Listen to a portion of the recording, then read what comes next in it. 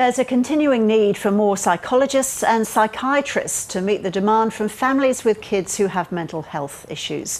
But one of the solutions for adults has been automated online psychotherapy, which can be very effective.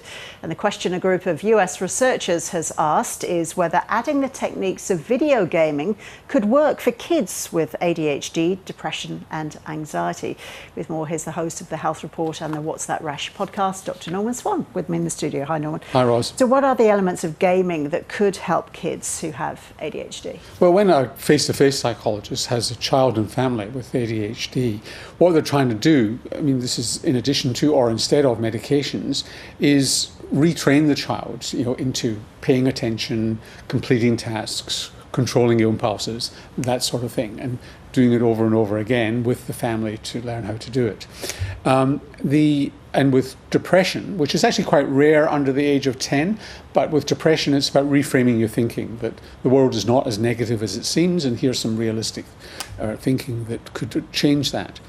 What video gaming adds is an element where the child just keeps on doing it without really thinking too hard or being in trouble. So you would introduce characters, tasks which you've got to complete, such as paying attention. You might not realize that's what you're doing as a child, or controlling impulses or completing a task. And then when you get to a certain level, you get points, then you go to the next level. And it makes sense. And any parent of a child with, not any, but parents of ADHD children have commented that while they're not completing tasks at school or at home, they'll sit in front of a video game, an ordinary video game, for hours on end because they're designed to be addictive. But so this is essentially similar therapy to what a psychologist would give you, with gaming on top. And what they showed by bringing together the available evidence is that for depression and ADHD, you do get modest improvements in the symptomatology of these conditions in children. So it does make a difference. In some children it's a big difference, in some children it'll be very little difference, but on average it's a modest difference, and no effect, interestingly, on anxiety. Why is that?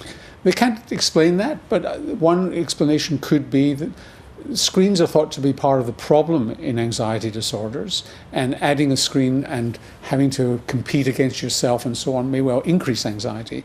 So it may not be the natural mode to put video gaming on top to fix up anxiety disorders in children.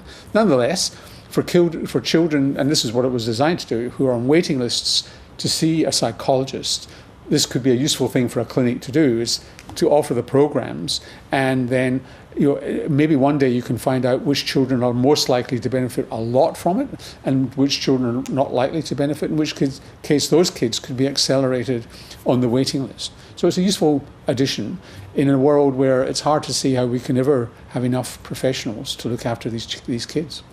On another topic then, you have news of the outbreak of a disease in Africa.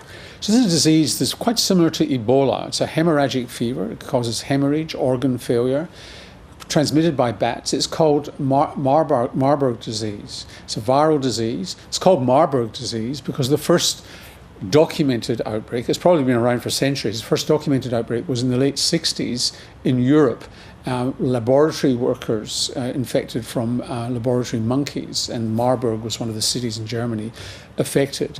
And currently there's an outbreak in Rwanda with about 60 people affected, but we have no approved vaccines or drugs. It does get transmitted from person to person. It could be as serious as Ebola one day.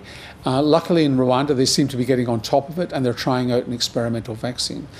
But it just shows you, this is a sub-Saharan African problem, but one that it could yet be a disease that affects other parts of the world.